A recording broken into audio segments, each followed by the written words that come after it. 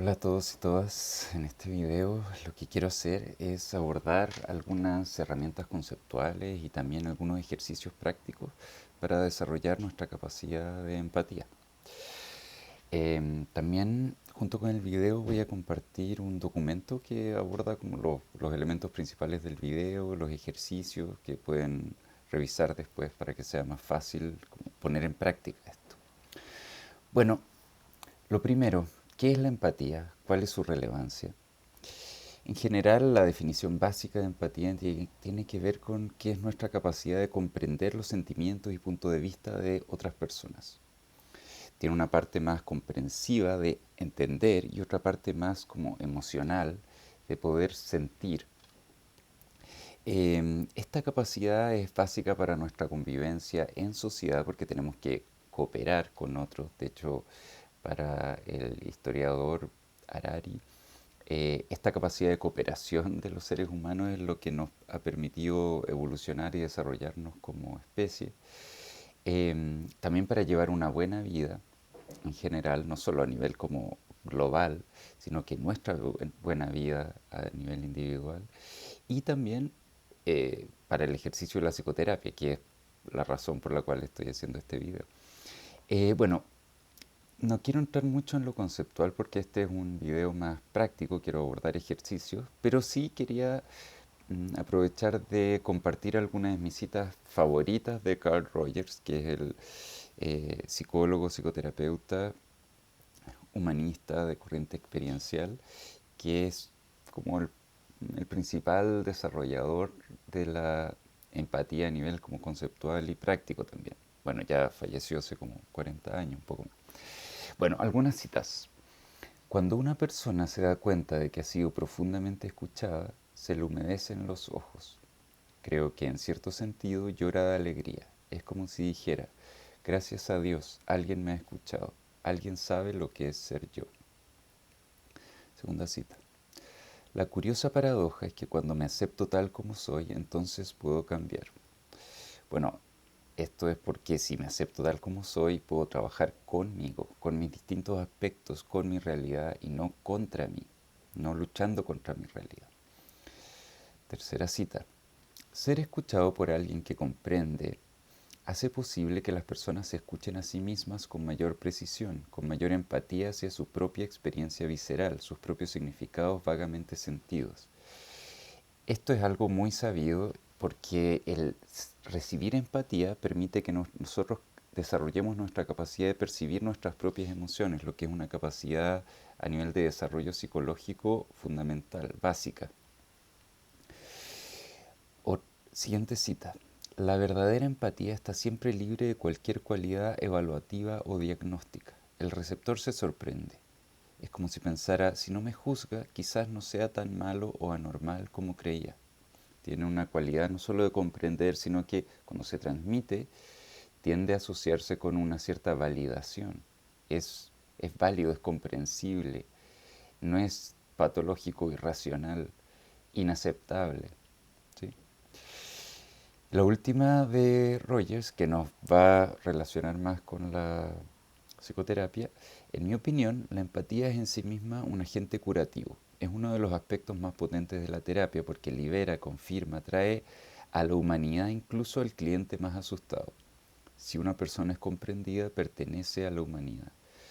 Este es un elemento bien potente porque por un lado puede generar o sea, es requisito para tener una alianza colaborativa, para poder trabajar juntos en la psicoterapia, pero por otro lado, también muchas veces, no siempre, es un agente curativo en sí, como plantea Rogers, como que transmita que hay ciertas experiencias que son válidas y eso muchas veces es curativo porque buena parte de la psicopatología tiene que ver con que ciertas experiencias se ha aprendido que no son válidas, son peligrosas, son inaceptables. Y eso genera una serie de consecuencias. Bueno, otro autor que es integrativo, que se llama Paul Bachtel, plantea lo siguiente, más aplicado a la técnica, cómo llevar esto a la psicoterapia, a las sesiones de psicoterapia. Él dice, las buenas interpretaciones tienden a estar orientadas al permiso. Tratan un aspecto de la experiencia del paciente que éste ha ignorado o escondido y transmiten el mensaje de que está bien aceptar esa experiencia. Favorecen el sentido de derecho del paciente respecto de los aspectos conflictivos de su vida psíquica. Muestran al paciente que ha temido admitir algo sobre sí mismo y que quizás este temor no es ya necesario si es que lo fue alguna vez. Tiene que ver con lo que decía yo recién. Y acá Baxter habla de interpretación, pero se puede ocupar lo mismo para un reflejo empático o cualquier otra intervención que trata de reflejar un poco, de captar la experiencia implícita del otro. Bueno, entonces cuando nosotros comunicamos nuestra empatía debe ser como con este sentido, con el sentido de, te estoy entendiendo bien, por un lado, como para que nos coordinemos, y por otro lado con el sentido de permiso, como que está bien en este contexto eh, sentir esto, pensar esto. Desde la Gestalt se puede hablar como de apoyar cierta figura, que el entorno apoye la conexión con cierta figura, con cierta emoción, con cierto pensamiento, impulso, etc. Bueno, hay algunos principios conceptuales que quiero abordar, que desarrollo más en el texto que acompaña el video, en relación a la empatía, y que voy a tocar brevemente para no alargar demasiado el video. Bueno, el primero es la relación yo-tú, que tiene que ver con que en una relación humana habitual, y específicamente en la psicoterapia, eh, nos vamos a ver a ambas personas como sujetos de derechos que deben respetarse y considerarse. Eso significa que el ser empático, llevado a la empatía, el ser empático con el otro no significa voy a negarme a mí, voy a negar mis necesidades, mis opiniones, porque solo voy a tomar en cuenta a la otra persona. No, voy a ser empático conmigo y con la otra persona. El segundo principio es el principio de coherencia, que básicamente dice que las reacciones, los conductuales, emocionales, las conductas, aunque sean vistas como irracionales, como patológicas, son coherentes con la construcción de mundo, con la vivencia subjetiva de la persona. Entonces, ¿por qué es tan importante la empatía? Porque yo al empatizar voy a tratar de entender esa construcción de mundo, esa vivencia, esa experiencia fenomenológica, valga la redundancia, usando el principio de coherencia. Voy a saber que estoy entendiendo cuando la reacción de la persona me hace sentido y yo digo, ah, yo reaccionaría igual, porque es coherente con cómo está viviendo la situación. ¿Sí? Otro principio es el empatizar con las distintas partes en conflicto. Nosotros no vamos a empatizar solo con un aspecto de la persona, porque la persona muchas veces está en conflicto, tiene ambivalencias, y vamos a empatizar con todas las partes de la persona. Un conflicto básico es el conflicto entre querer cambiar y no querer cambiar. Yo quiero poner límites, pero termino no poniendo límites. Entonces voy a empatizar con la parte que quiere poner límites y que necesita poner límites, y también con la parte que teme poner límites y que no pone límites. Mi empatía va a ser con todos los aspectos de la persona. Otro principio es hablar el lenguaje del otro. Esto tiene que ver con eh,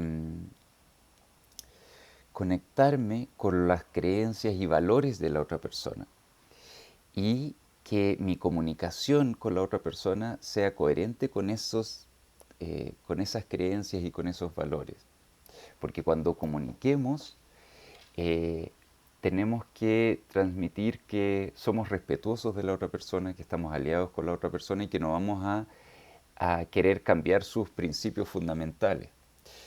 Esto tiene que ver con otro principio, que es el de acompañar y dirigir, que está más explicado en el documento. Pero básicamente, si yo capto que la persona, por ejemplo, valora mucho la independencia, pero yo creo que necesita pedir más ayuda, y yo quiero conectarme con la otra persona, yo tengo que empatizar con ese valor de la independencia y comunicarme respetando ese valor, no ir en contra de ese valor. Entonces, si yo quiero, por ejemplo, en la psicoterapia, ayudar a que la persona efectivamente eh, pueda pedir ayuda, primero tengo que empatizar con este aspecto de ser muy independiente. Y mi comunicación, mi interacción tiene que considerar ese valor. Entonces, por ejemplo, no le puedo decir a la persona que ha sido, eh, que es demasiado autosuficiente, que no reconoce sus limitaciones, no puedo ir al ataque respecto de su valor. Puedo, por ejemplo, plantear cómo el saber cuándo, cuándo tiene que moverse y activamente buscar el apoyo de otros puede ayudarlo a sentirse más fuerte y más capaz de resolver distintas situaciones. Entonces puedo dar un mensaje empatizando con el lado independiente. Y también puedo dar un mensaje empatizando con el lado que a veces necesita pedir ayuda porque tal vez se siente sobrecargado. Bueno, y el último principio tiene que ver con esto mismo, que es el no juzgar. La idea es que eh, hagamos carne esta famosa frase, humano soy y nada humano me es ajeno. Que podamos transmitir que no venimos a criticar y a juzgar las experiencias de los pacientes, sino que vamos a validarlas, vamos a aceptarlas. Entonces, de nuevo, reforzando lo anterior, si yo comprendo algo, voy a transmitir que esto tiene una validez, tiene un sentido y aunque yo personalmente no esté de acuerdo, no es lo más estratégico ir a juzgar, ir a criticar, salvo alguna excepción muy excepcional, valga la redundancia. Entonces, más que yo criticar algo, voy a ser activo en empatizar con la otra parte del conflicto. En vez de criticar el lado independiente, por ejemplo, volviendo al ejemplo anterior, eh, y que cree que no tiene limitaciones, voy a empatizar con ese, con la necesidad de sentirse capaz, de no sentirse a merced de otros, por ejemplo, y voy a tratar de entender de dónde viene esa necesidad, por qué es tan importante, pero al mismo tiempo voy a empatizar con a veces el sentirse demasiado cansado y desesperado por no saber resolver algo.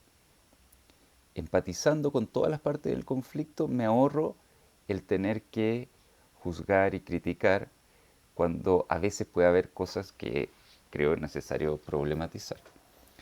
Pero si lo hago a través del juicio, la persona se va a poner a la defensiva y no va a ser útil. Bueno, hasta acá vamos con la parte más conceptual. Quiero ir a un par de ejemplos. ¿Ya? Este es un ejemplo de Bachtel, de un caso en un grupo de supervisión que él guía. También está en el documento. ¿Ya? Acá hay una paciente que es muy tímida y que había estado sentada largo tiempo en la sesión, en un incómodo silencio, añadiendo ocasionalmente que no tenía nada que decir.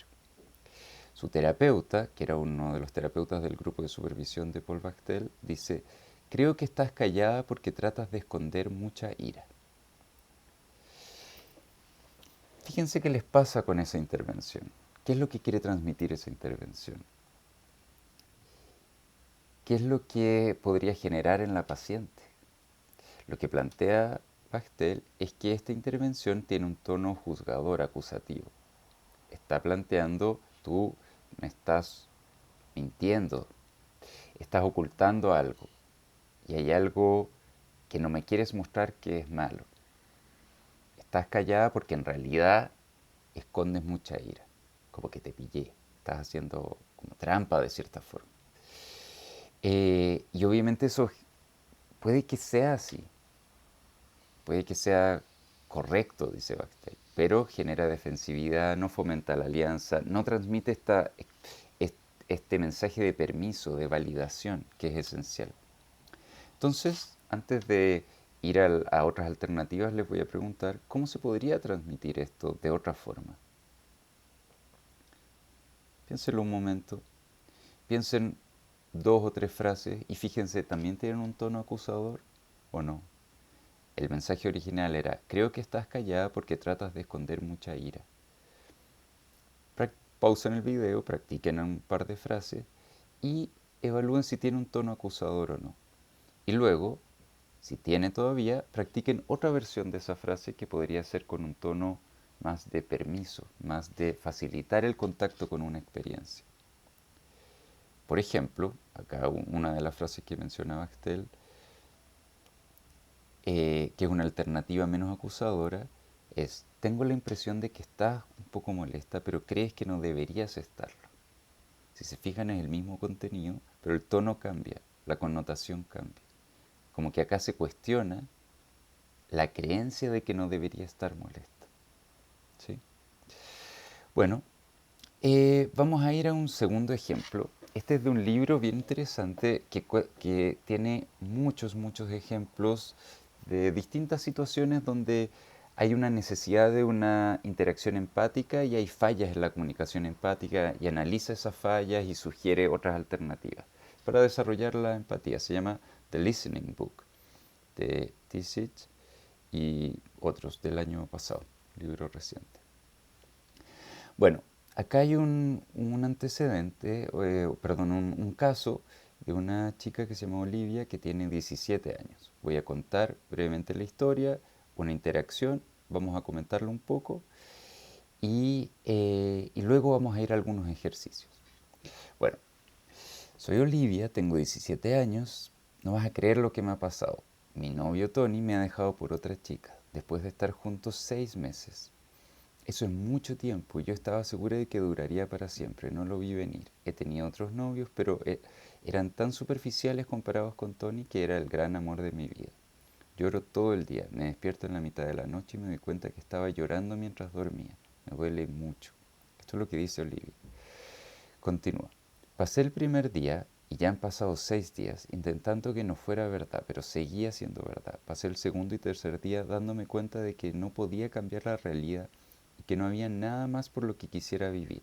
Pensé en suicidarme. Afortunadamente para mí, mi madre me vigilaba de cerca y me ayudó a superarlo. Luego caí en una profunda depresión en la que llevo estancada los últimos días. ¿Se acabará alguna vez el dolor? No quiero hablar con nadie porque estoy convencida de que nadie puede entender lo profundo que es mi dolor. Me llamó mi prima Mía, que tiene 18 años, y mi madre me dijo que no quería hablar con nadie. Mi madre le dijo a mi prima. Pero Mía sabía que estaba muy deprimida y no aceptó un no por respuesta, así que vino de todos modos hoy temprano.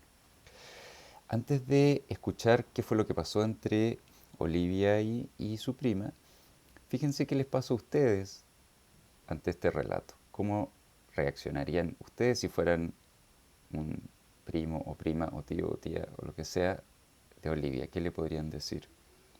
De repente también hagan una pausa en el video y fíjense qué les surge decirle a Olivia. Bueno, ¿qué fue lo que pasó entre Olivia y Mía? Olivia, en un tono sin alegría, plana: hola, Mía, ¿qué pasa? Mía responde, la prima: ¿qué pasa contigo? ¿Qué tal estás? He estado muy preocupada por ti.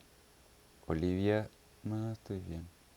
Y Mía: oh, me alegra tanto saber que estás bien, significa muchísimo para mí. Fíjense qué pasó ahí. ¿Mm? ¿Cuál fue el problema ahí? ¿Sí? Denle una vuelta. Después, ¿qué fue lo que... cómo continúa la interacción? Mía dice: es que he estado muy preocupada por ti. Y Olivia dice: sí. Y Mía: nos has dado un gran susto, apenas podía dormir de lo preocupada que estaba por ti. ¿Qué pasa ahí? ¿Cuál es el error ahí? ¿Cuál es el problema en la empatía? Denle una vuelta, piensen cómo podrían responder. En el documento que está asociado al video está más en detalle este ejemplo junto con el otro, y hay otras ideas de cómo se podría responder. ¿Ya? Pero acá ya me estoy alargando harto, así que voy a ir a los ejercicios. Bueno, em, hay 4 ejercicios. ¿Ya? Uno es de practicar respuestas empáticas. ¿Sí? Es un relato. eh, Tengo 2 relatos acá. uno de María Elena, otro de Carlos, y la idea es que ustedes lean cada relato y puedan practicar una respuesta no empática o juzgadora y luego una respuesta empática para que desarrollen su capacidad de distinguir una respuesta de otra. ¿Sí? Bueno, vamos al segundo ejercicio. Todos están descritos en detalle en el documento. ¿Ya? El segundo ejercicio se llama Hablando el lenguaje del otro. Y acá hay que pensar más en un caso como de psicoterapia o de ayuda. Pensar en un caso, pensar en ciertos valores y creencias importantes para la persona. Y nuevamente vamos a practicar una forma correcta e incorrecta de hacerlo. Entonces, luego de identificar ciertos valores, por ejemplo, le importa mucho el estar para los demás y es una persona muy religiosa, ¿sí? Y tiene cierto problema. Y voy a ensayar una forma de presentar la terapia. Por ejemplo, acá te propongo que trabajemos en tu capacidad de reconocer tus emociones, bla, bla, bla, bla. Pero esta forma de presentar la terapia en la primera versión va a chocar con los valores y creencias del paciente. Va a ir en contra de su sentido de religiosidad o de la importancia que le da a atender a los demás. Y cómo va a reaccionar la persona. Cómo imaginamos que reaccione. Y luego voy a ensayar otra forma en que voy a presentar la terapia de una manera compatible con la persona y sus valores y sus creencias. Y voy a imaginar la reacción. ¿Ok? Luego voy a practicar otro ejercicio que es un poco más largo y que se llama posiciones perceptuales. Este es un ejercicio de PNL. Y acá la idea es que tomemos un conflicto que cada uno tenga con otra persona. Algún desencuentro, mala comunicación, conflicto, ¿ok? Entonces voy a describir el conflicto, una situación, un lío de plata o diferencia de opinión o qué sé yo. Y voy a moverme, voy a ubicarme en tres posiciones distintas. Primero, en primera persona, desde mí. Voy a mirar la situación, el conflicto desde mí y voy a responder varias preguntas. En segundo lugar, voy a ubicarme en la otra persona. Por ejemplo, si es mi pareja, si es mi hermano, si es mi mamá. Voy a mirar la misma situación de conflicto desde sus ojos y voy a responder las mismas preguntas. Acá es necesario detenernos unos minutos en cada posición. Y en tercer lugar, voy a mirar la misma situación desde fuera, desde una tercera persona neutra. Y voy a hacerme varias preguntas también.